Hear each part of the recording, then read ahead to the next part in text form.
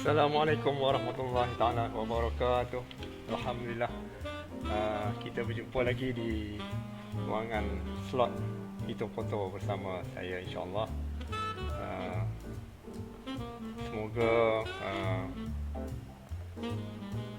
apa juga yang anda lakukan hari ini, anda sentiasa diberkati oleh Allah, dan kita sentiasa kena terus berdoa kepada Allah supaya diberikan yang terbaik dalam hidup kita.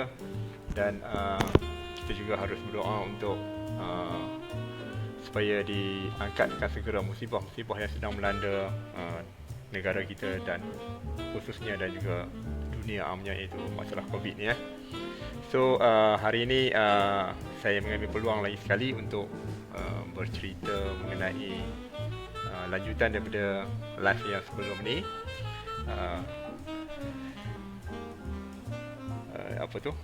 Apakah hadiah yang terbaik yang kita boleh berikan kepada anak-anak kita lah.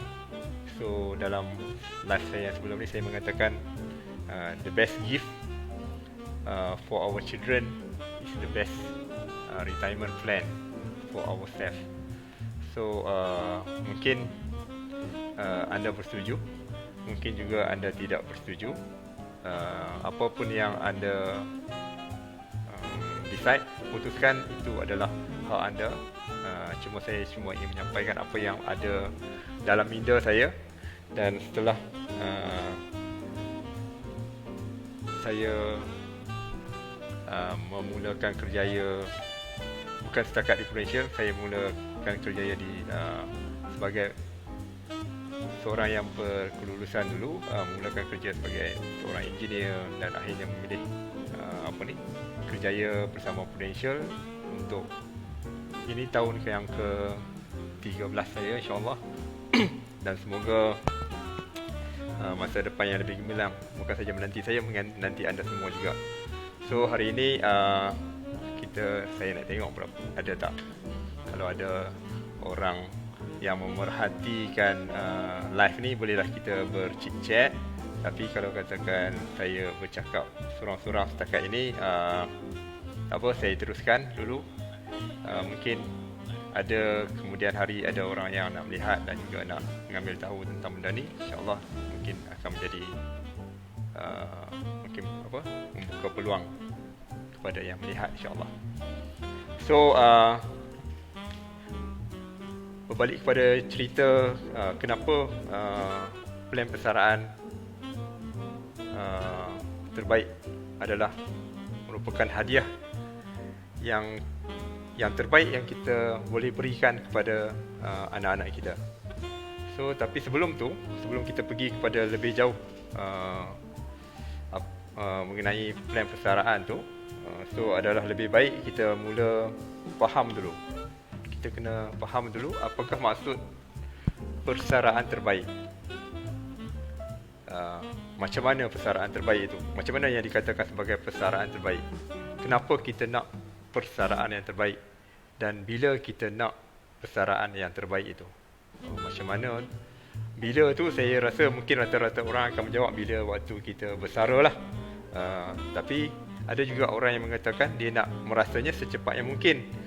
Sebab waktu kita, just kalau katakan kita imagine waktu kita kecil-kecil dulu, kita masa di sekolah rendah, kita berharapkan kita akan segera besar lah. Boleh macam saya lah, saya mungkin orang dilahirkan sebagai keluarga yang tak senang, miskin. Jadi bila kita ada satu chance tu, saya dapat pergi ke sekolah asrama. Waktu saya di sekolah rendah tapi dapat pergi sekolah asrama, dapat merasa sekolah asrama dalam 3 hari ya. Tapi waktu tu dah seronok lah. Jadi kita mengharapkan kita dapat segera besar supaya dapat pergi sekolah menengah, dapat masuk sekolah asrama, sebab makan sedap apa semua. Jadi bila kita masuk sekolah asrama, kita nak cepat masuk universiti lah. Sebab pada waktu tu saya merasakan waktu sekolah menengah, saya agak dikongkong. Maksudnya kena pakai uniform, kena buat itu, kena buat ini. Tapi bila kita tengok mungkin tengok cerita Ali Setan kan, cerita dia mengenai orang yang dekat universiti. Ali Setan ke yang cerita Roy tu, gagak hitam ke apa benda ke. Tapi maksudnya bila duduk dekat universiti ni, kita agak bebas. kita boleh pakai baju biasa. Jadi kita nak besar. Jadi bila kita dah duduk dekat universiti, saya berada dekat universiti, saya merasakan saya nak cepat, kalau boleh nak cepat dapat kerja lah, supaya boleh dapat income sendiri setiap bulan dan boleh beli apa yang kita nak lah. Dan bila kita dah bekerja pula, bukan saya saja, saya rasa rata-rata orang bila dah bekerja mungkin 5 tahun, 10 tahun, dia akan mula merasakan, kalau dapat cuti lama best juga kan. Sebab apa? Kita mungkin ada pressure, ada tanggungjawab yang kita kena settlekan sebab kita bekerja kan.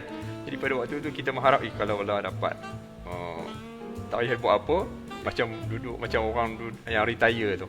Tak payah buat apa, tak ada tanggungjawab sangat lah in term of report kepada bos ke apa semua kan. Jadi kita mengharapkan kita untuk bersara dengan cepat. So mungkin itu salah satunya. Mungkin bila kita nak tu, kadang-kadang kalau kita tengok pada situasi mana kita berada, kadang-kadang kita mungkin nak merasakan kita nak retire tu dalam keadaan yang cepat lah, dan kenapa kita nak tu kadang-kadang sebab mungkin kita stres ataupun mungkin sebab lain lah. Tapi dalam apa yang saya katakan sini, kenapa kita nak tu, sebab salah satunya kalau bagi saya, untuk jawapan saya pada masa kini, kenapa kita nak persaraan terbaik adalah kerana saya nak memberikan satu hadiah yang terbaik kepada anak-anak saya lah. Itu yang kalau saya nak jawab kenapa kita nak tu. Dan macam mana kita nak tu, mungkin kadang-kadang orang akan cakap macam ni lah. Kalau persaraan terbaik macam ni lah kot. Makan, kalau tengok dekat slide sebelah kiri saya ni, persaraan terbaik itu adalah makan, tidur, pergi masjid, sekali-sekala pergi rumah anak ataupun pergi bercuti kan. Macam itulah. Itu yang kebanyakan orang ataupun saya sendiri inginkan dulu. So bunyi macam best betul tak? Bunyi macam best, nak dapat makan, dapat tidur, dapat pergi bercuti, kadang-kadang pergi masjid. Kita sebagai muslim kita pergi masjid. Dan tapi bunyi tu memang best. Tapi kita kena fikir apa yang perlu sebenarnya. Apa yang perlu. Jadi bila kita apa yang perlu ni, dia tidak akan lari daripada satu benda yang kita kata duit lah. Dia mesti berkaitan dengan duit. Benda Allah ni dia berkaitan dengan duit. So bila berkaitan dengan duit ni, kita kena fikir pula, kita kena pergi lebih jauh. Berapa pula yang perlu untuk nak buat makan, tidur, pergi masjid, sekali-sekala pergi cuti kan, contohnya kan. Kalau kita nak buat benda tu dalam waktu sekarang ni, pada tahun 2021, 2020 yang lepas kan, mungkin dengan saya anggarkan dengan maksudnya dengan apa, tak ada komitmen lain. Maksudnya rumah dah settle kan, kereta dah settle kan, ada RM5,000 sebulan, kita boleh lah buat benda ni. Dengan syarat rumah dah settle kan, apa tu, ialah kereta, komitmen kita lah. Cuma yang still lagi ongoing, mungkin lah bil-bil itu ada lagi lah. Jadi dengan RM5,000 saya rasa boleh buat benda ni. Makan, tidur, pergi masjid sekali-sekala, pergi masjid sekali-sekala, pergi bercuti kan. Nampak sangat saya sekali-sekala pergi masjid kan. Jadi sekali-sekala pergi cuti lah maksudnya. Dengan RM5,000 ni saya rasa memang sangat boleh buat. Tapi berapa? Itu tahun 2021. Pada waktu sekarang kita waktu sekarang lah. Mungkin rata-rata yang tengok ni pun rata-ratanya bukannya orang pencen lagi. Mungkin pencen katakanlah sekarang ni, pada umur kita sekarang ni 35 tahun.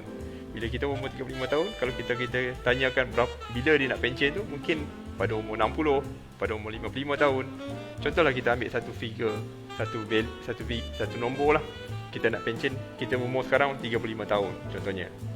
Kita nak retire pada umur 60 tahun. Bila kita retire, kita nak dapatkan macam ni, yang persaraan terbaik ni. Makan, tidur, pergi masjid, sekali-sekala pergi cuti kan. Jadi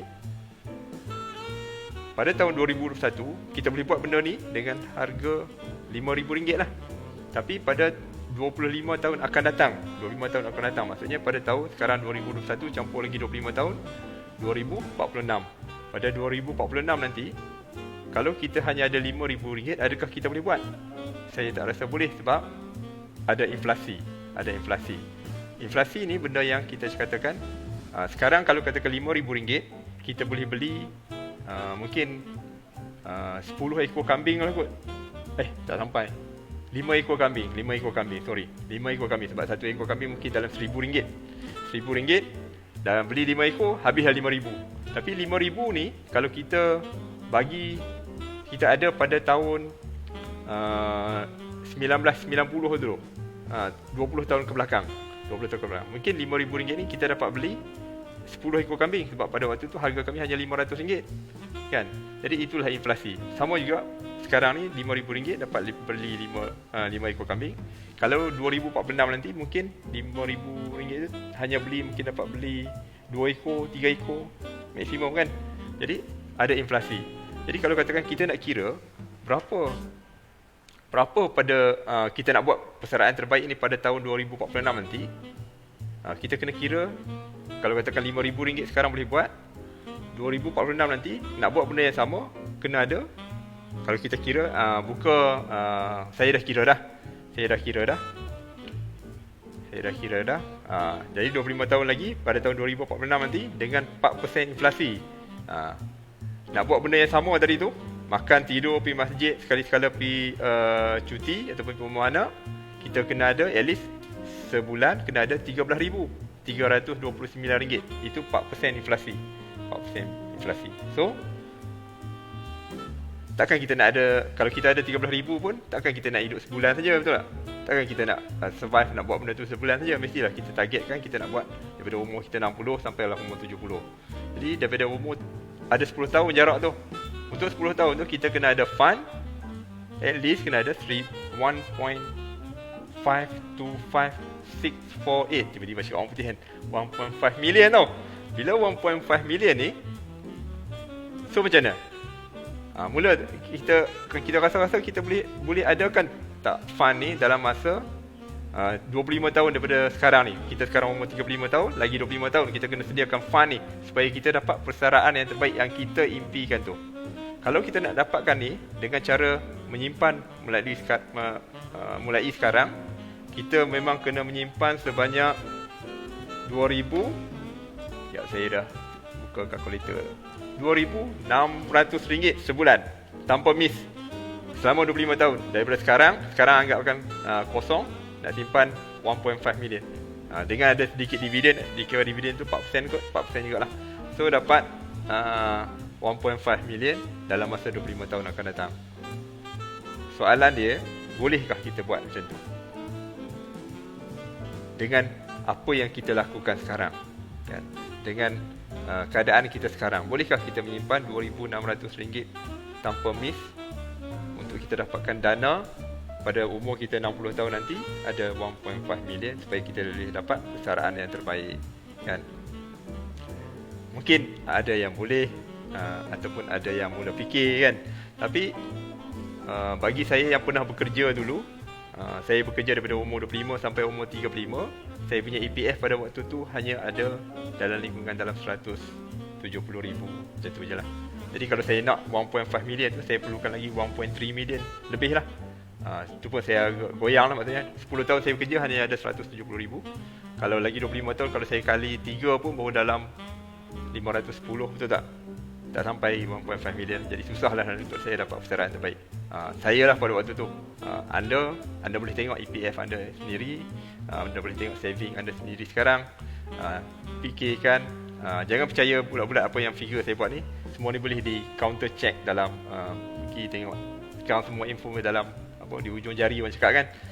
Ada inflation calculator lah, ada macam-macam calculator kita boleh kira. Jadi masing-masing boleh kira, masing-masing boleh berfikir. Judge tengok, adakah figure ni boleh kita dapat dalam masa 25 tahun lagi, ataupun berapa lama lagi kita nak retire lah. Tapi ada lagi satu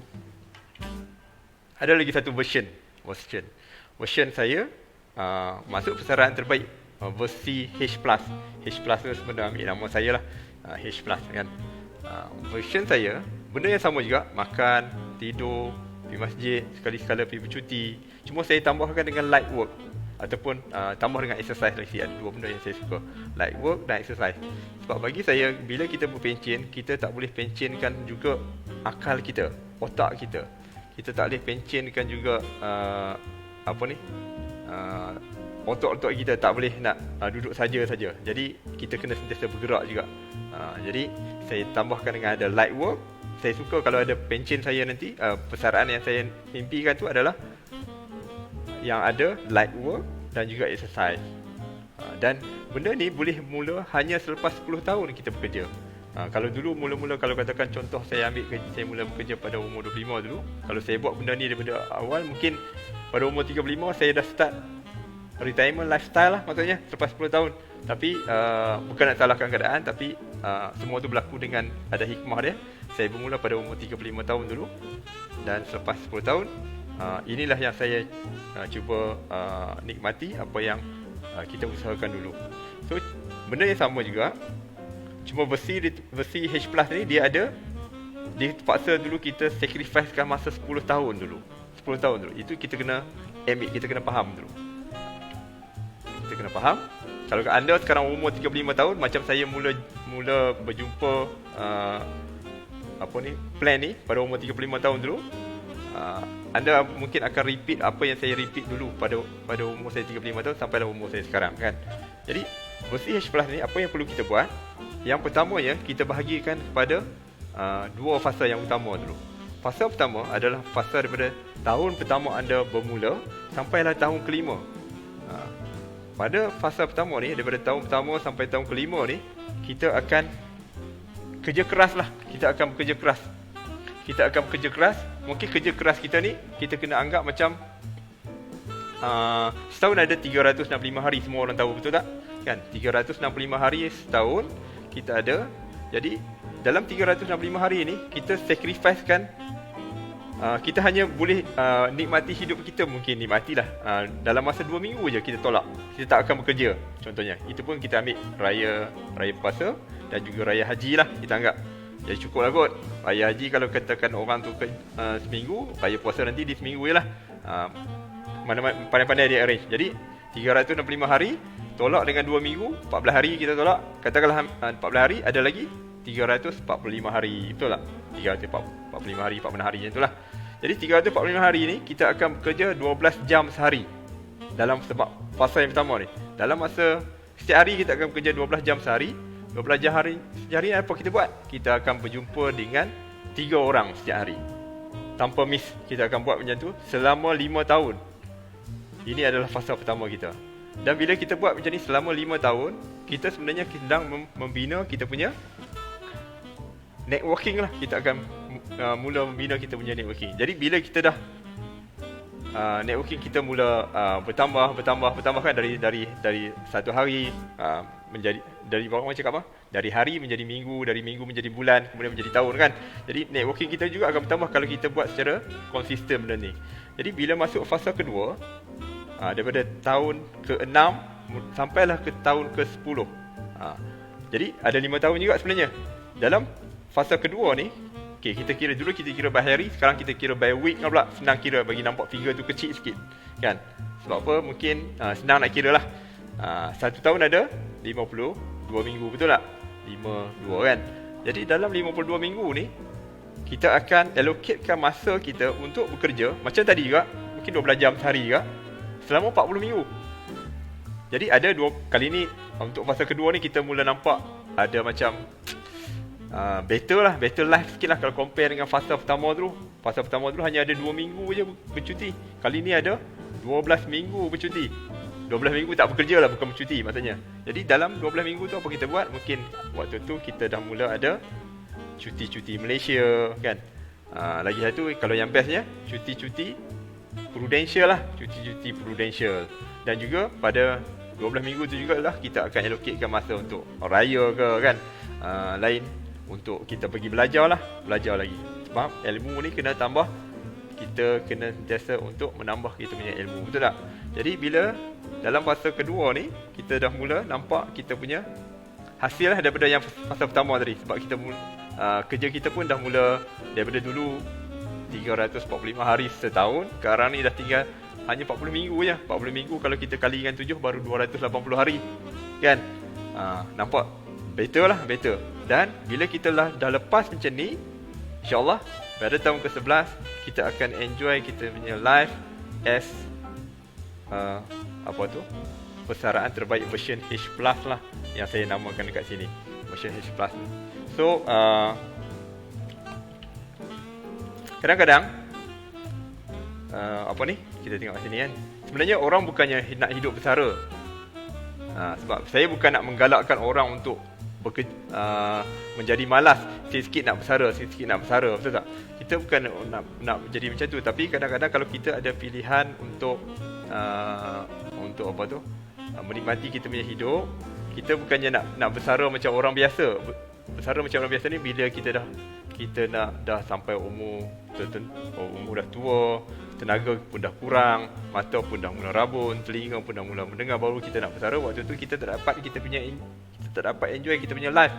Jadi kadang-kadang sebenarnya orang bukannya nak bersara macam tu bila umur dia, tapi sebenarnya dia nak ada untuk enjoy dia punya life lah, Dia kadang-kadang dia nak, kalau saya tulis ni, kadang-kadang hanya sekadar tak ada kerja sangat tapi nak ada income.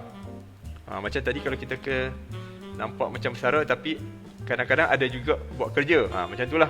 Jadi kalau dengan plan bersama dengan Prudential ni, bila dah selepas melalui fasa pertama, fasa kedua tu, normally anda akan dah menjadi agency manager dah. Anda dah dapat membina agensi anda sendiri. Bila anda dah berjaya membina agensi anda sendiri, anda peralihan task ataupun duty kerja kita tu more kepada untuk develop newcomers. Kita nak develop newcomers. Jadi bila kita nak develop newcomers ni, apa yang kita banyak tumpukan adalah menggunakan akal kita. Kita bukannya bekerja jenis macam nak menggunakan kudrat ataupun menggunakan tenaga yang begitu kuat. Kita hanya menggunakan akal kita, menggunakan idea kita untuk kita developkan kita punya agency member ataupun associate kita. Jadi kerjaya yang macam tu, saya berpendapat boleh berterusan sampai selagi dia belum ditakdirkan kena berlaku kematian ataupun berlaku lumpuh ke apa semua, insya-Allah dia boleh diteruskan sampai bila-bila. Sebab hanya memerlukan sedikit saja tenaga dia, iaitu daripada segi akal dia kan, idea dia. Jadi benda tu boleh diteruskan sampai lama lah, maksudnya lama. Jadi sebenarnya orang apa yang orang nak sekarang ni, bukan dia nak bersara macam saya cakap tadi. Sebenarnya dia nak enjoy retirement lifestyle. Sebab secepat yang mungkin lah, semua orang macam tu saya rasa. So dalam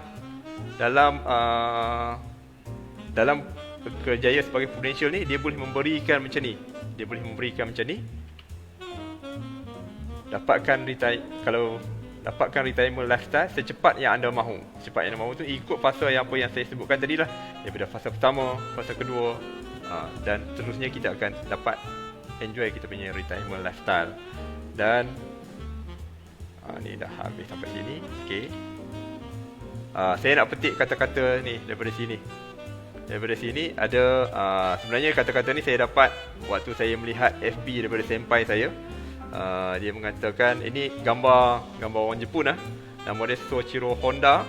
Soichiro Honda ni dia mengatakan, dalam bahasa Jepun ni saya cuba sebut Jinsei wa mitari, kitari, dameshitari, no mitsu no chie de matomatte iru ga, oku no hito wa mitari, kitari bakari de ichiban juyou na dameshitari wa hotondo shinai. Maksudnya manusia, jinsei wa mitari, kitari, dameshitari. Manusia ni mempunyai 3 pengetahuan ataupun pengetahuan lah, naluri untuk melihat, mendengar dan mencuba. Dia mempunyai pengetahuan tentang tu manusia ni. Tapi kebanyakan orang hanya menggunakan menggunakan naluri untuk melihat, mendengar sahaja. Dan yang paling penting iaitu mencuba, tak ramai orang yang buat. Itu kata-kata Soichiro Honda lah. Soichiro Honda, minta maaf. Soichiro Honda So, dan kebetulan malam ni alhamdulillah, malam ni senpai saya, kalau tengok dekat gambar sebelah kanan saya ni lah. Sebelah kanan saya ni ada gambar 3 orang. yang tengah tu adalah senior saya waktu belajar dulu dekat Jepun. Cuma dia belajar di universiti yang pandai lagi sikit lah, di Oita. Saya universiti yang kurang pandai sikit. Malam ni dia akan berkongsi cerita bagaimana dia bermula. Dia bermula pun sebenarnya lebih kurang sama dengan saya pada tahun 2009 dulu. Dan sehingga sekarang alhamdulillah dia pun dah jadi agency manager pada tahun 2016 dulu, macam saya ceritakan tadi juga, fasa pertama, fasa kedua kan.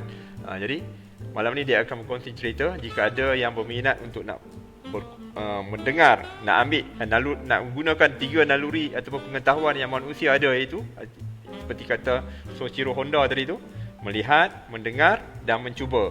Jika anda ada naluri yang seperti ini, pengetahuan yang seperti ini, dan anda adalah manusia yang terpilih lah, manusia biasa lah, manusia mesti ada 3 naluri ini.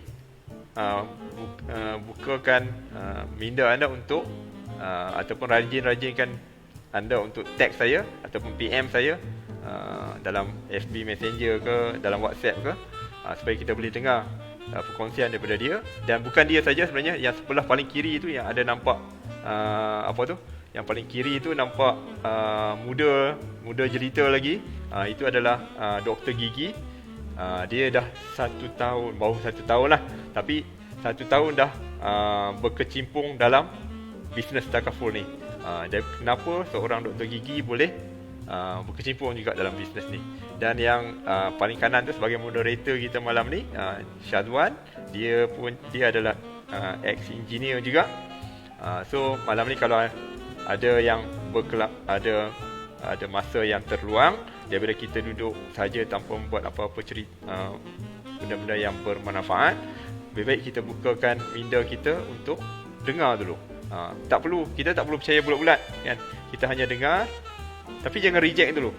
Dengar dulu, jangan percaya bulat-bulat, jangan reject juga mentah-mentah. Jadi dengar, kemudian kita buat decision daripada apa perkongsian tu, bolehkah bagi manfaat kepada kita. So itu sahaja kot perkongsian saya pada petang yang barakah ni, insya-Allah. So petang Isnin ni, insya-Allah semoga ada yang baik daripada perkongsian ini. Dan kalau yang baik itu semuanya datang daripada ilham dan juga pertolongan daripada Allah Subhanahu Wa Taala. Dan yang mana yang kurang baik dan kurang jelas tu adalah daripada penyampaian saya yang kurang sempurna, insan yang lemah ini. Wabillahi taufik wal hidayah. Assalamualaikum warahmatullahi taala wabarakatuh. Okey, kita terima kasih kepada yang terus melihat dan sampai kat sini dulu. Assalamualaikum.